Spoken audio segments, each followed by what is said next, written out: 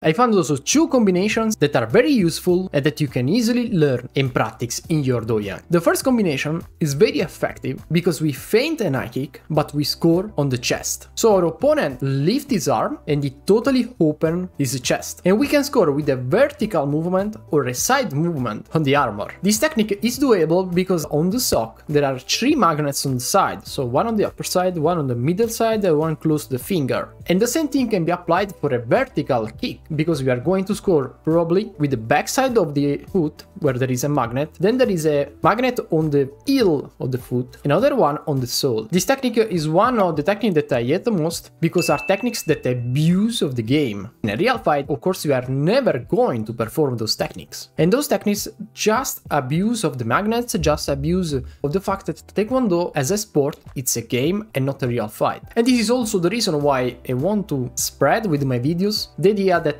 Taekwondo is even more a game than a real fight. So I see it like a sort of Tekken or virtual fighter in a real life. So if there are the rules, there are techniques that play on the borderline. There are people that play dirty, like we are going to watch in this video, or people like the blue that use all the tools in his hand, or in this case in his feet, to score different points. So the more magnets are on the socks, and the more weight kicks we are going to watch. For example, if there weren't magnets on the side of the sock, or magnets on the fingers, or probably on the heel, we are not going to watch the same kicks. For example, they are going to destroy the side kick technique if they just remove those 2 magnets on the sole and on the heel. So if they want to remove people that use a lot cut kicks or side kick, they just need to deny the magnets on the sole of the sock. In this way, they can easily change the game by just changing the position of the magnets. So if we want to watch a more game based on roundhouse kicks, for sure we need to get more magnets on the upper side of the foot.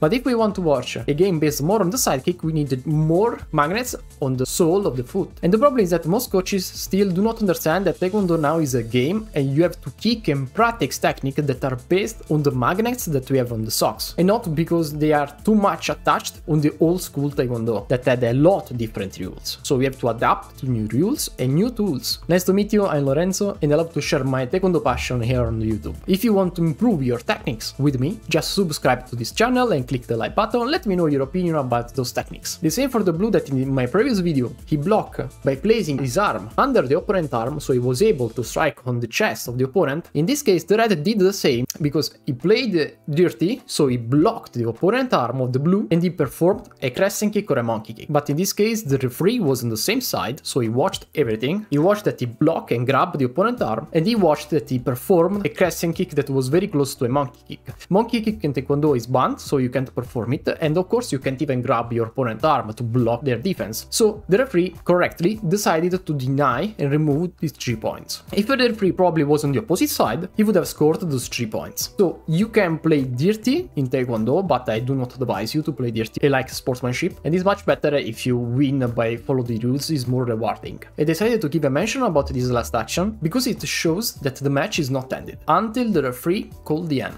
And if you overthink that you have won, but your opponent don't, you are going to lose the match for this very small but crucial mistake that can cost you an important tournament. If you want to support this channel and at the same time we want to get a social media course or more in-depth Taekwondo guides, just subscribe to my Ko-fi. You can find the link in the description on the first comment. On those pages I'm going to give you more Taekwondo knowledge and I'm going to answer you one-to-one. Don't forget to subscribe and we will see you in the next video.